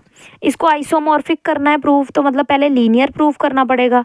दो कॉम्प्लेक्स नंबर लिए डोमेन साइड के, एक को अल्फ़ा से मल्टीप्लाई किया z1, एक z2, इसको एक को अल्फ़ा से दूसरे को बीटा से, ट्रांसफॉर्मेशन में ऐड करके पुट कर दिया। ट्रांसफॉर्मेशन होने के बाद कॉम्प्लेक्स नंबर्स बन गए दो टपल में। ठीक है, टपल में होने के बाद अल्फ़ा अल्फ़ा वाला अलग हो गया, बीटा बीटा वाला अलग हो गया, बीच में साइन प्लस का आ गया, अल्फ़ा को कॉमन निकाल लिया, बीटा को कॉमन निकाल लिया। ये पूरी चीज़ transformation of x plus iota y 1 बन रही है। दूसरी चीज़ पूरी की पूरी transformation of x2 plus iota y2 बन रही है। तो यही तो मैं चाहती थी कि लीनियर का मतलब, तो लीनियर ट्रांसफॉर्मेशन का यही होता है कि alpha x plus beta Y transformation में पुट करो तो वो alpha transformation x plus beta transformation of y बन जाए। नहीं तो आप यहाँ तक करके राइट साइड अलग से सॉल्व कर लिया करो, ठीक है, फिर इजी रहता है। प्रूव करना है 1 1, तो मैंने टी जेड 1 1 कैसे प्रूव करते हैं, T X equals to T Y लेते हैं और x equals to Y prove करते हैं, है ना। तो मैंने लेट कर लिया टी जेड 1 बराबर है टी जेड 2 के, तो z1 की जगह z1, z2 की जगह z2 पुट कर दिया। ट्रांसफॉर्मेशन अप्लाई की, पहला पहले के बराबर, दूजा दूजे के बराबर, तो मतलब एक कॉम्प्लेक्स नंबर दूजे के बराबर, तो मतलब एलिमेंट्स इक्वल हुए। ऑन टू बिल्कुल ईजी। आर स्क्वायर वाली साइड से दो एलिमेंट लिया एक्स वाई। ऑब्वियसली अगर मुझे कोई दूसरी साइड का एलिमेंट पकड़ा देगा, लो जी 2 5, बताओ आपने ट्रांसफॉर्मेशन में क्या पुट किया होगा कॉम्प्लेक्स, तो ऑब्वियसली मैंने 2 प्लस आयोटा 5 पुट किया होगा। तो एक्स वाई की प्री इमेज क्या होगी, एक्स प्लस आयोटा वाई। तो जब हम दूसरी साइड को देख के प्री इमेज प्रिडिक्ट कर पाए तो उसको ऑन टू बोला जाता है। तो इसकी डिटेल वीडियो आपको बताइए प्लेलिस्ट में होगी, वहाँ जाके आप अगर अच्छे से समझ सकते हैं तो समझ सकते हैं, समझ लीजिएगा, क्योंकि इसमें थोड़ा सा मैं फास्ट करवा रही हूँ। तो ये हो गया आइसोमॉर्फिक। इसके बाद नेक्स्ट जो क्वेश्चन है वो आई हुई है आपकी, नेक्स्ट क्वेश्चन में आई है आपकी रैंक नल्टी थ्योरम। ये भी बहुत ज़्यादा इम्पोर्टेंट थ्योरम है। इसका भी full video, I think video में व्यूज़ काफ़ी ज़्यादा आए इसके, तो वो भी आप देख सकते हैं, काफ़ी इम्पॉर्टेंट है। सी एक्सरसाइज की है, प्लेलिस्ट में जाके अलग से वीडियो देखनी हो तो देख सकते हैं। एक बार रिपीट करवा देती हूँ। रैंक नलिटी थ्योरम का मतलब है rank plus nullity equals to dimension of V. तो मैंने लेट कर लेना है सबसे पहले कि नल स्पेस की डायमेंशन p है, v की डायमेंशन n है, तो रैंक प्लस नलिटी करूँ तब जाके n बने, तो रैंक कितना लेट कर लूँगी, n माइनस पी। अगर नलिटी p है और डायमेंशन ऑफ v के बराबर करना है, मतलब n के बराबर करना है, इसमें क्या ऐड करूँ कि n बन जाए, obviously n minus P add करूँ, तभी p कट के n बनेगा। बस इसी पे थ्योरम बेस्ड है कि इसको बेसिस प्रूव कर दो, n माइनस पी एलिमेंट्स के एलिमेंट्स को बेसिस प्रूव कर दो। नल स्पेस के बेसिस हैं 1 से लेके p तक। अगर आपको ये थ्योरम याद करनी है अच्छे से तो आप वो वीडियो ज़रूर देखिएगा रैंक नलिटी की, तभी समझ में आएगी ये ज़्यादा अच्छे से, ठीक है। तो नल स्पेस के एलिमेंट हैं p तक, v1 v2 vp elements. Obviously ये नल स्पेस के हैं तो इनकी इमेज क्या होगी, 0। v जो है वो मेरी फाइनाइट डायमेंशनल है, तो v के एलिमेंट्स b1 से लेके vn तक हुए, बीच में रास्ते में vp भी आ रहा है, vp+1 आ रहा है। इनकी इमेजेस नल स्पेस वालों की नहीं, दूसरों की, vp+1 से लेके vn तक के एलिमेंट्स की ट्रांसफॉर्मेशन करके जो सेट बना है, इसको प्रूव करना है बेसिस। तभी तो इसमें नंबर ऑफ एलिमेंट्स कितने होंगे, n माइनस जितने नहीं लिए उसको निकाल दो, p, n minus p elements हैं ये, p+1 से शुरू होके। इंडिपेंडेंट और स्पैन प्रूव करना है। इंडिपेंडेंट के लिए अल्फाज साथ में AP+1, AP+2, AN, स्केलर्स लिए मल्टीप्लाई किए, 0 के बराबर रखा, ट्रांसफॉर्मेशन बाहर निकाल ली। एलिमेंट की इमेज 0 बनना मतलब ये एलिमेंट किसका होना, नल स्पेस का। नल स्पेस तो v1 से लेके vp तक जनरेटेड है, तो मतलब मैंने v एलिमेंट लिख लिया v1 से लेके vp तक। v एलिमेंट ऊपर कुछ और है, v नाम इसका, नीचे कुछ और है, दोनों को बराबर रखा आमने सामने, एक साइड पे कर देना है। एक साइड पे किया तो ये काउंटिंग 1 से v1 से लेके vn तक जा रही है, जो कि ऑलरेडी v के बेसिस हैं, तो इंडिपेंडेंट होंगे तो स्केलर्स तो सारे 0 होंगे। इसमें से बाकी b1 से लेके bp तक के स्केलर्स का मुझे कोई ज़रूरत नहीं है, मुझे ज़रूरत है AP+1 से AN तक के एलिमेंट्स की। क्यों, यही वो स्केलर्स हैं जो ऊपर यूज़ किए हैं, तो स्केलर्स अगर 0 हो तो इंडिपेंडेंट बन जाता है। आगे स्पैन करना है कि ये B3 एलिमेंट स्पैन करता है रेंज को, तो मैंने रेंज का एक एलिमेंट लिया y अगर रेंज का एलिमेंट है तो ऑब्वियसली उसके लिए प्री इमेज भी होगी x, तो मैंने tx ले लिया रेंज की, उस y की प्री इमेज। x तो v में से आया होगा ना डोमेन से, तो x की अगर v में से आया तो v की डोमेन तो B2 सेट है, तो x को मैंने v1 से लेके vn तक के कॉम्बिनेशन में लिख दिया। अप्लाई t कर दिया दोनों साइड, t अप्लाई करने से tx y आ गया, बाकी t इन वेक्टर्स के साथ अलग अलग हो गया। v1 से लेके vp तक के वेक्टर्स का ट्रांसफॉर्मेशन तो 0 है क्योंकि नल स्पेस के थे, पिछले पेज पे लिखा है इधर, तो बाकी के बच गए, तो y बन गया स्पैन्ड बाय TVP+1 से लेके TVN तक। लीनियर कॉम्बिनेशन भी है, लीनियर स्पैन भी है, V3 तो मतलब B3 is basis of range space. तो डायमेंशन कितनी हो जाएगी, जिसको हम रैंक बोलते हैं, रैंक ऑफ रैंक मतलब रेंज स्पेस की डायमेंशन, वो होगी n+p एलिमेंट्स। तो n का मतलब n का मतलब डायमेंशन ऑफ v, नलिटी का मतलब p, तो रैंक प्लस नलिटी एक साइड कर दिया और n के बराबर मतलब डायमेंशन ऑफ v के बराबर। इसको सेलेस्टर्स लॉ ऑफ नलिटी भी बोला जाता है। तो ये भी कंप्लीट हो गई। इसके बाद लास्ट सेक्शन पे आते हैं डी पे। डी का फर्स्ट क्वेश्चन बुक में से ही आया है, यानी कि ये पूरी की पूरी यूनिट ही बुक में से आई है पिछले साल। तो ये फर्स्ट एक्सरसाइज का क्वेश्चन है, ऑपरेटर का फर्स्ट ही क्वेश्चन उन्होंने डाल दिया है, पूरा का पूरा क्वेश्चन डाला हुआ है, पूरा का पूरा क्वेश्चन 5 नंबर में डाला है सिर्फ, है ना, 5 में डाला है पूरा। तो उन्होंने बोला ट्रांसफॉर्मेशन आपको लीनियर ऑपरेटर दिया है, ऑपरेटर क्यों, क्योंकि सेम से सेम है R² से, तो ट्रांसफॉर्मेशन आपको दे रखी है, मतलब ऑपरेटर दे रखा है, रिलेटिव मैट्रिक्स निकालने के लिए बोला गया है। सबसे पहला स्टेप, मैंने तो ये स्टेप्स में करवा रखी है, डिटेल वीडियो देखनी है तो आप जाके देख सकते हैं प्लेलिस्ट में, बड़े अच्छे से मैंने स्टेप वाइज करवाया हुआ है वहाँ पे और काफ़ी अच्छे से समझाया हुआ है। और इस एक्सरसाइज का क्वेश्चन आना भी है। तो सबसे पहले तो मैंने रेंज को स्पैन करना होता है। रेंज तो यहाँ पे आर स्क्वायर से आर स्क्वायर ही है, तो रेंज मतलब आर स्क्वायर ही हुई। आर स्क्वायर को मैंने बेसिस में स्पैन कर लेना है, मतलब अल्फ़ा बीटा को स्पैन कर लिया 1 1 और -1 0 की फॉर्म में। स्पैन करना मतलब ए बी में लिख लिया, ए बी की वैल्यू निकाल देनी है in terms of alpha beta solve करके, पहला पहले के साथ दूसरा दूसरे के साथ। जब वैल्यू आ गई उठा के पुट कर दिया, ये स्पैन बन गया। ये इक्वेशन अपने बड़ी काम आएगी, most important equation. Step number 2 क्या होता है, बेसिस के एलिमेंट्स को उठाओ, ट्रांसफॉर्मेशन में पुट करते जाओ। पहले मैंने बेसिस का एलिमेंट 1 1 उठाया, ट्रांसफॉर्मेशन में पुट किया, जो इमेज आई उस इमेज को जो इक्वेशन बनाई है उसमें पुट करके स्पैन करना है, आगे सॉल्व नहीं करना, सिर्फ कोफिशिएंट्स तक ही रखना है।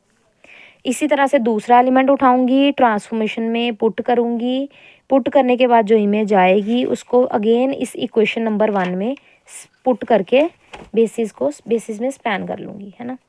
तो इस तरह से जो इमेज आई ट्रांसफॉर्मेशन में पुट करने के बाद उसको यूजिंग 1 इक्वेशन 1 का यूज़ करके स्पैन कर लिया।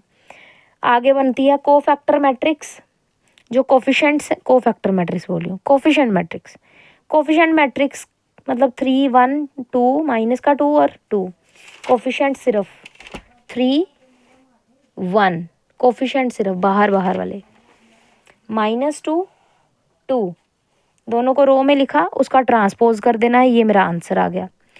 दूसरा पार्ट उन्होंने वेरीफाई करने के लिए भी बोला था, ये तो मैंने निकाल लिया अभी, ये और ये बचता है।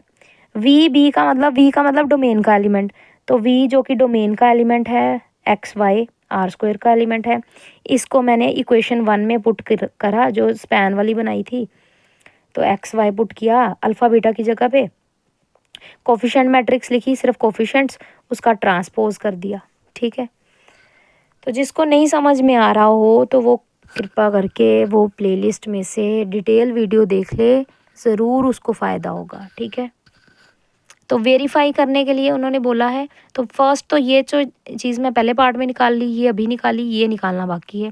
टी का मतलब है ट्रांसफॉर्मेशन, तो मैंने ट्रांसफॉर्मेशन जो कि मेरी टी एक्स वाई है जो कि ट्रांसफॉर्मेशन है, इसको उठा के यूजिंग 1 का यूज़ करके उसमें पुट कर देना। ये आपका अल्फ़ा और ये आपका बीटा, उठा के वहाँ पे पुट कर दिया, स्पैन हो गया, कोफिशिएंट्स लिखे, उनका ट्रांसपोज किया, आगे इन दोनों को मल्टीप्लाई कर लिया, इसके बराबर आना चाहिए, तो ये 5 नंबर में आया हुआ है।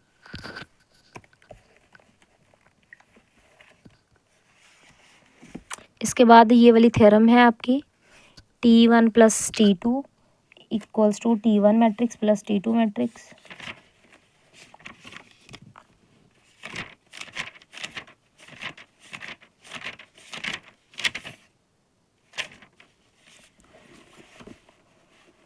ये सेकंड एक्सरसाइज की थ्योरम, इसमें स्केलर मल्टीप्लिकेशन दिया लेकिन अपने को सिर्फ एक ही बोली गई है। तो V और W 2 dimensional finite dimensional vector space है, एक की डायमेंशन M है, एक की N है, एक की N है, एक की M है। T1 T2 दो ट्रांसफॉर्मेशंस हैं V से W, dimension of V N है, डायमेंशन ऑफ W M है। तो N का मतलब N नंबर ऑफ एलिमेंट होंगे बेसिस में, M का मतलब नंबर ऑफ एलिमेंट्स M तक होंगे। ठीक है, तो यहाँ पे M आएगा, ठीक कर लेना इसको। करने के बाद B1 लिखा, बेसिस है V का, तो वी आईज मेरे V1 V2 V3 VN ये सब के सब बेसिस V में कंटेंड होंगे, एलिमेंट्स सॉरी V में कंटेंड होंगे। तो मैंने क्या किया, हर एक एलिमेंट को उठा के T1 में पुट कर लिया। तो T1 में पुट करूँगी तो इमेज तो W वाली साइड से ही आएगी, ट्रांसफॉर्मेशन के बाद तो वही W का ही बन जाता है। W के बेसिस कौन है, B2, तो every element of W express किया जा सकता है B2 के कॉम्बिनेशन में। तो वही मैंने किया, T1 V1 α1 1 W1 α2 1 W2 α3 1 W3 up to Son αm1 WM। इस तरह से T1 में W2 भी पुट करके स्पैन कर दिया। पहले में 11 21 का यूज़ किया है, नेक्स्ट वाली में 12 22 का यूज़ करेगा, 12 22 32, और नेक्स्ट वाली में 13 23, इस तरह से। तो स्पैन करते जाऊंगी स्केलर्स में। इसके बाद मुझे रिलेटिव मैट्रिक्स लिखनी है, तो मैंने TB1 B2 रिलेटिव मैट्रिक्स बना दी, जो कि कोफिशिएंट्स का ट्रांसपोज होता है। बनाने के बाद सिमिलरली यही काम मैंने T2 मैट्रिक्स के साथ किया। उसमें भी बेसिस के एलिमेंट्स को पुट किया, उनको स्पैन किया।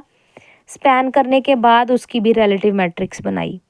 दोनों को मैट्रिसेस को ऐड कर दिया, T1 प्लस T2 ट्रांसफॉर्मेशंस को ऐड करके उसमें एलिमेंट पुट किया वीजे जब पुट करूँगी तो ये इस तरह से खुलेगा, ये कॉम्बिनेशन WI's का, और T2 VJ जो है वो कॉम्बिनेशन WI's का है ना।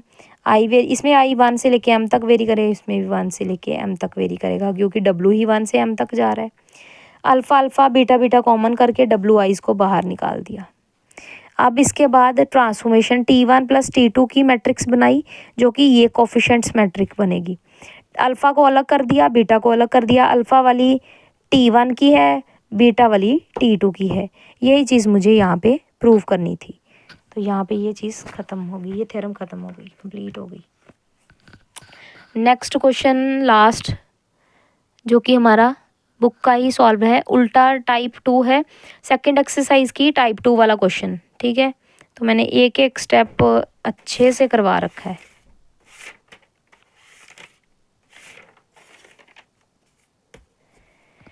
मोस्ट इम्पॉर्टेंट क्वेश्चन है। तो उन्होंने बोला कि R² से R³ जा रही है, रिलेटिव मैट्रिक्स दी है, तो बेसिस डोमेन के ये हैं, रेंज के ये हैं, ट्रांसफॉर्मेशन पता कर दो। सिंपल है। सबसे पहले जो रिलेटिव मैट्रिक्स दी है उससे मैंने कोफिशिएंट मैट्रिक्स बना लेनी है। ठीक है, कोफिशिएंट मैट्रिक्स बनेगी तो वो जो रो है वो कॉलम में चेंज हो जाएंगी। तो फर्स्ट जो कॉलम है उसको जब मैंने ट्रांसफॉर्मेशन का डोमेन का पहला एलिमेंट पुट किया होगा 1 2, तो कोफिशिएंट्स क्या मिले होंगे 0 1 2, क्योंकि यही तो मेरी कोफिशिएंट मैट्रिक्स बनेगी इस तरह से ट्रांसपोज करने के बाद। तो 0 1 2, और साथ में बेसिस मल्टीप्लाई किए। बेसिस कौन से वाले, रेंज वाले। सॉल्व करके 2 3 3 आ गया। ये मैंने खुद सॉल्व करवाया हुआ है क्वेश्चन, सेम यही प्लेलिस्ट में जाके आप चेक कर सकते हैं। स्टेटमेंट में थंबनेल पे भी यही स्टेटमेंट लिखी हुई है। ठीक है, तो मैं एक बार बता दूं,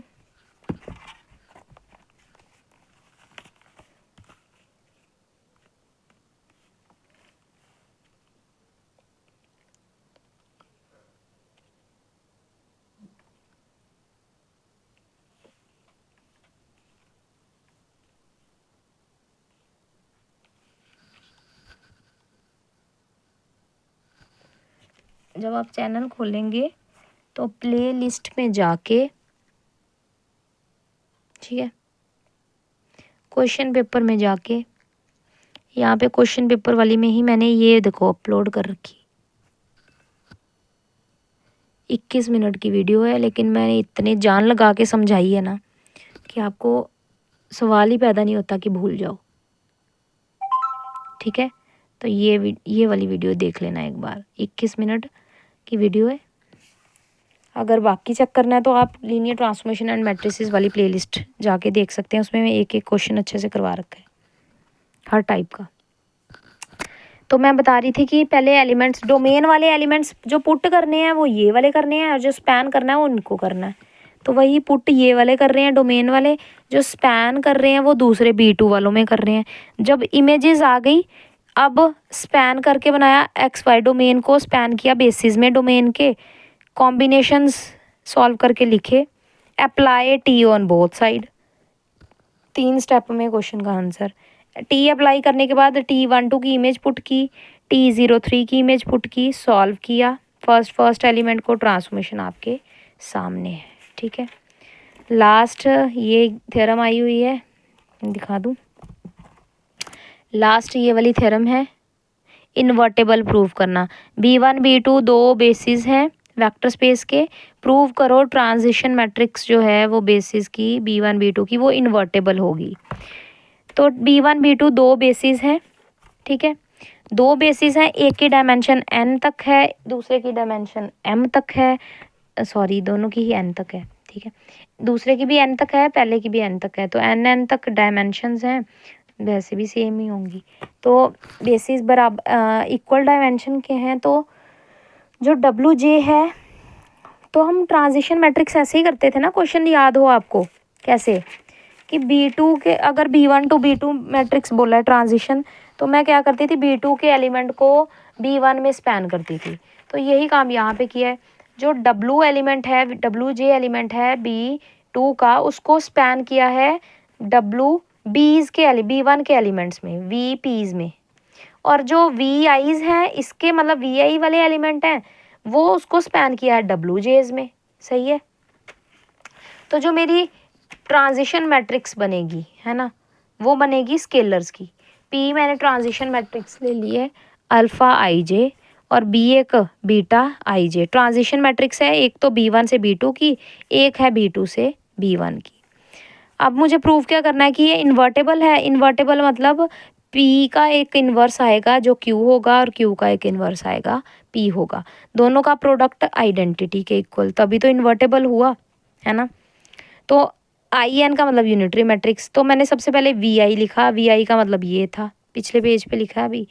WJ की जगह मैंने WJ की वैल्यू पुट कर दी पिछले पेज पे, जो इक्वेशन 1 और 2 हैं ये वाली, इनको उठा के यहाँ पे पुट कर रहा है, और कुछ भी नहीं। समीशन इकट्ठे कर दिए, अल्फ़ा बीटाज जो हैं वो इकट्ठे कर दिए, इनका नया नाम स्केलर रख दिया गामा, PIs। क्योंकि जब हम दो मैट्रिसेस को मल्टीप्लाई करते हैं PJ और JI को, तो PI ही बनेगा। बाहर बाहर वाले लेते हैं ना एलिमेंट्स का प्रोडक्ट, तो वाई गामा PIs बन गया VPs। तो VIs is the combination of VPs। तो VPs तो यही 1 से लेके N तक के ही एलिमेंट्स हैं, इंडिपेंडेंट है। स्केलर्स क्या हैं, ये मेरे सारे के सारे, कहता सिंस ये सारे के सारे लीनियरली इंडिपेंडेंट है, तो स्केलर 0 होते हैं सारे। जब P और I इक्वल नहीं होगा, I और I इक्वल नहीं होगा तो ये 0 होंगे, और जब I और I इक्वल होगा तो 1 आएगा। क्यों? क्योंकि यूनिटरी मैट्रिक्स के बराबर है। यूनिटरी मैट्रिक्स में A1 1 1 के बराबर होता है, A2 2 1 के बराबर, A3 3 1 के, डायगनल वाले 1 के इक्वल, बाकी सब 0। तो वही वो बोल रहा है कि PI जब इक्वल नहीं होंगे तो 0 आंसर आएगा, II जब इक्वल होंगे तो 1 आंसर आएगा। तो मुझे यूनिटरी मैट्रिक्स मिल जाएगी। सिमिलरली दूसरा भी, तो ये इन्वर्टेबल। आई होप आपको वीडियो समझ में आया होगा। अगर कुछ मुझे पता है कि काफ़ी स्पीड में मैंने करवाया है, तो कुछ बच्चों को तो ऊपर से गया होगा, तो वो प्लीज़ जाके जो मेरी वीडियोस हैं उनको, डिटेल वाली वीडियोस उनको देखें। ये सिर्फ रिवीजन वीडियो था 10 ईयर के पिछले क्वेश्चंस का। तो जल्दी मैं 2022 का भी ले आऊँगी 1-2 दिन में। तो आप इस वीडियो को अच्छे से देखना, कहीं से डाउट हो तो आप मुझे पूछ सकते हैं। और अगर आपको मेरी मेहनत पसंद आ रही है तो बाकी बच्चों के साथ शेयर कीजिएगा। किसी का भला करेंगे तभी अपना भला होगा।